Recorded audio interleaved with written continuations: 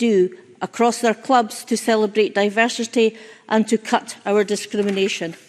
I ask the Minister for a commitment that this work will continue and that the Government will redouble its efforts to tackle racism. Presiding Officer, in conclusion, as Martin Luther King Jr. said, I look to the day when people will not be judged by the colour of their skin, but by the content of their character. Thank you.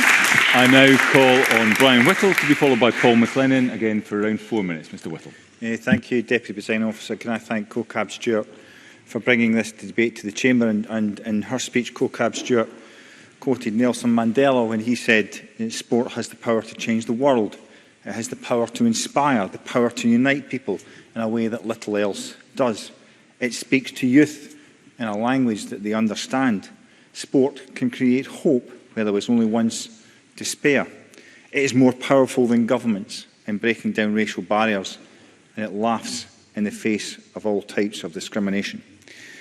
Now, those of you who had to endure my stumbling speech last term in the Black Lives Matter debate may recognise that quote because I used it there. I think it's extraordinarily powerful because sport can be such a force for good. It is the tip of the spear when we're tackling inequality, be that of colour, creed, religion, sex or gender. Sport is about viewing something through the prism of performance and excellence. Sport is about what we have in common with each other, not what divides us. Sport is a way of society when accepting our differences. In the end, the only difference sportsmen and women are interested in is our ability to perform, recognising the dedication and the effort in delivering in the arena. Presiding Officer, as you may know, this is a very personal debate for me, having witnessed friends of mine suffer racial discrimination over the last 4 decades or so that would put the current situation in a whole different light. 40 years ago, the world was very, very different. I ran against the first 2 black men that I met. Both of them were heroes of mine at the time and are now, I'm glad to say, lifelong friends. Scotland wasn't the diverse country it is now becoming. And I was just thinking, I've actually coached athletes from India, from French Guyana, which I have to say really tested my schoolboy French, Polish athletes, Iraq, just to name but a few. It was unheard of 40 years ago, and I'm always delighted to see my own local athletic club with athletes from such diverse backgrounds. The younger generation these days are much more integrated and informed than we ever were at that age. Back in the early 80s, many black and ethnic sportsmen and women suffered in silence for fear of being excluded from teams, and it was extraordinarily hard to witness. But if you think about society back then, television programmes were full of casual racism. It was the norm to have words and phrases dropped into conversations that would make us recoil these days.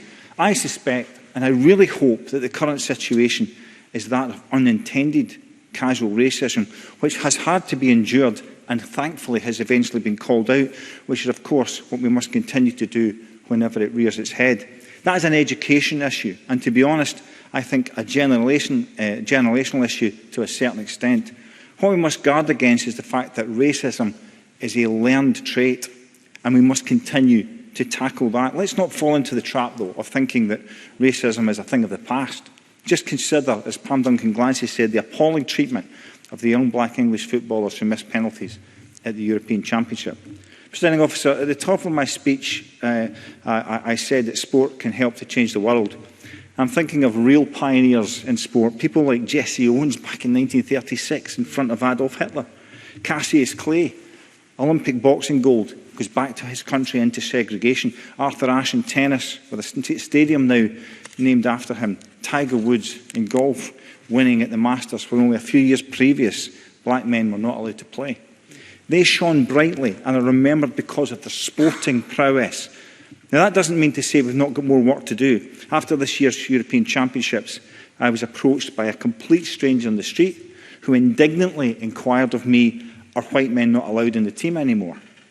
And I have to say, I used language I would not repeat in this chamber, Presiding Officer, but it does give us a reminder that we have so much more work to do. So can I thank Co-Cab Stewart for bringing this debate to the chamber to remind us once again that racism still pervades our society, despite the huge steps I've seen over the last 40 years in the sporting arena. Let us continue to use sport and music and art, incidentally, to highlight what binds us and what connects us. Because ultimately, we should respect and celebrate individuality. The things we should be judged on are our actions and performances. Sport is such a great leveller, presiding officer. It's why I'm so passionate about investing in it and promoting it. It's not about teaching our children to do sport. It's more about teaching our children through sport. Deputy Presiding Officer.